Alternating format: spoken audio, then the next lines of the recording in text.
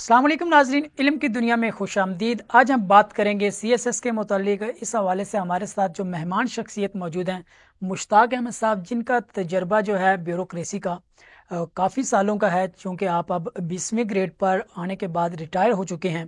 CSS क्या है, कौन से ऐसे नौजवान या बच्चे हैं जो CSS कर सकते हैं, आपके पास कौन सी ऐसी हैबिट्स या क्वालिटीज़ होनी चाहिए जिनको अपनाकर आप CSS कर सकते हैं, और CSS करने के लिए मज़ीद क्या रिक्वायरमेंट्स होती हैं। अस्सलाम वालेकुम सर, बहुत शुक्रिया आपका, आपने वक्त दिया।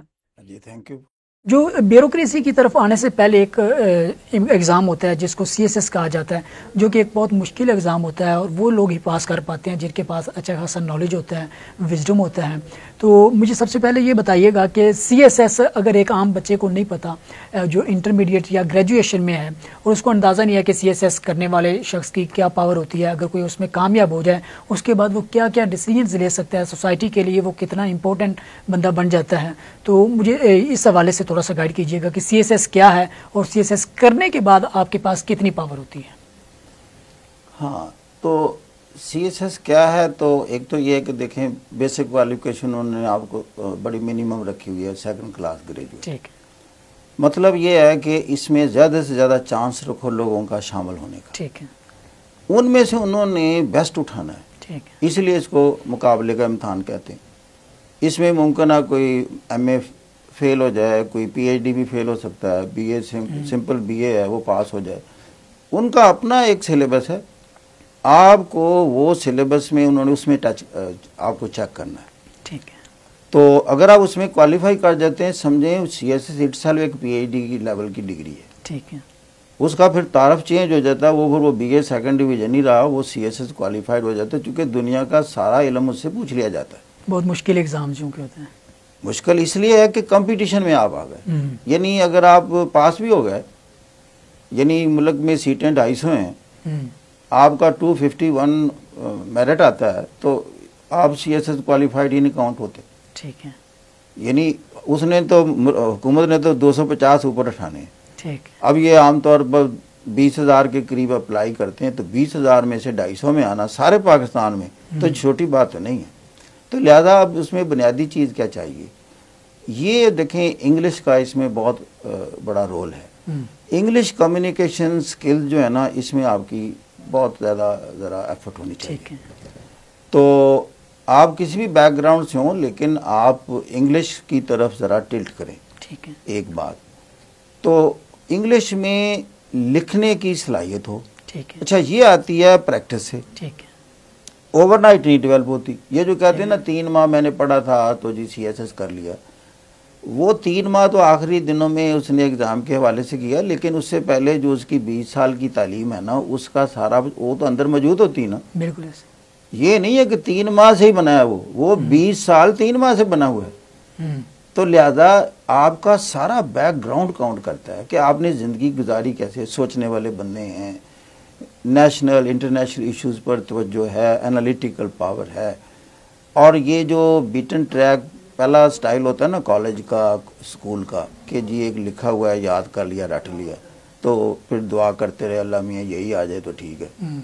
CSS में ऐसे नहीं है, वो आपसे क्रिटिकल एनालिसिस पूछते हैं, तज्जिया चीज़ों का पूछते हैं, आपने ऐसा तज्जिया कहीं देखा भी ना हो, लेकिन जब आप फैक्ट्स आपके सामने हों, डेटा आपके सामने हो, एनालिटिकल एबिलिटी आप में डेवलप हो चुकी हो, तो आप एक चीज़ को डेवलप कर सकते हैं, कंपोज कर सकते हैं, बना सकते हैं, और ओरिजिनल थॉट से इम्पैक्ट क्रिएट कर सकते हैं एग्जामिनर पर। एग्जामिनर खुद देख लेता है कि original thoughts are coming up. और ये बीटन ट्रैक से हटकर ये किताबों की चीज़ें छपी हुई नहीं लगती, क्योंकि जहाँ कॉमनैलिटी आ जाए ना, सारे जी मशहूर हो जाता है ना, जी फलां राइटर की किताब है, सारे वो स्टूडेंट पढ़ रहे होते हैं।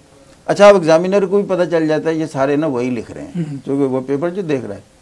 तो लेकिन जब अब मैं देखो पढ़ाता भी हूँ, तो मैं बच्चों में ना ओरिजिनल थिंकिंग और एनालिटिकल एबिलिटी सोचना सिखाता हूँ। तो जैसे अभी मैंने बातें की, तो लिहाजा ये चीज़ें हैं कि आपके पास पैशन हो, एप्टीट्यूड हो इस तरह का एनालिटिकल एबिलिटी का। तो बाकी मोटिवेटिंग फोर्स, आपने उसका ताल्लुक मोटिवेटिंग फोर्स से दूसरे सवाल का कि भाई CSS में होता क्या है। देखें, ये बहुत बड़े जॉब है, इसमें डिसीजन मेकिंग आपके पास है, अथॉरिटी है, आप रिक्रूटमेंट भी करनी है, आपने लोगों के फैसले भी करने हैं, डिसमिस भी करना है, तो आपने फ्रॉड से भी रोकना है, पूरा एक हुक्मरानी है, हुक्मरानी है। और पाकिस्तान की टॉप क्लास जो सीट है secretary to the government of Pakistan, तो अगर आप 25 की एज में आ जाते हैं तो you are retiring in 22nd grade, तो ये और कोई आपके आगे नहीं लग सकता। सीनियरिटी ऐसी है, बाकियों में तो होता है ना कोई ज़्यादा पढ़ा लिखा, इसमें तो आपकी काबिलियत यही होगी कि CS साहब ने कब किया है, ठीक है। वो आप समझें हार्वर्ड के PhD हैं या MIT के PhD, आप क्या के कोई नहीं लग सकता। बेसिक कहें कि जी नवीद साहब जो है ना 2nd क्लास ग्रेजुएट हैं, उन्होंने कहा भाई साहब 2nd क्लास नहीं रहे आप, इन्होंने CSS फलां सन में किया था, इनके आगे कोई नहीं आ सकता। तो if you are they basically they are selecting you 22nd grade, secretary to the government of Pakistan, you are with the prime minister. Prime minister may change I mean after 5 years, but you are still in the seat. तो ये चीज़ें कोई छोटी हैं, इसीलिए वो तो दुनिया बदल जाती है, आपके एक्सपोजर बदल जाते हैं।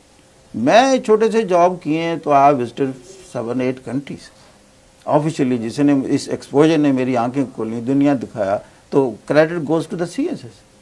तो I couldn't afford those visits कि as a official guest you are I mean enriching yourself and developing your personality and growth and all these things। इन चीज़ों का फिर इम्पैक्ट होता है। सीइंग इज बिलीविंग, ठीक है। यूरोप आप जितने मर्जी आप मॉस्को और न्यूयॉर्क की यूट्यूब पर वीडियो देख लें, लेकिन जिस दिन आप विजिट करेंगे उसके अलग इम्पैक्ट्स होते हैं। बिल्कुल।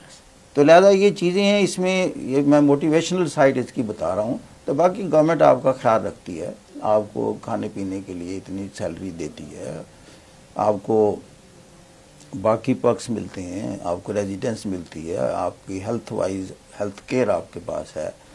तो यानी आपकी ये चीज़ें, ये नहीं कि गवर्नमेंट आपको लुक आफ्टर नहीं करती, लेकिन जैसे मैंने स्टार्ट में अर्ज किया, बुनियाद यही है कि what we are giving to the nation, इसमें भी हम डेफिशिएंट हैं।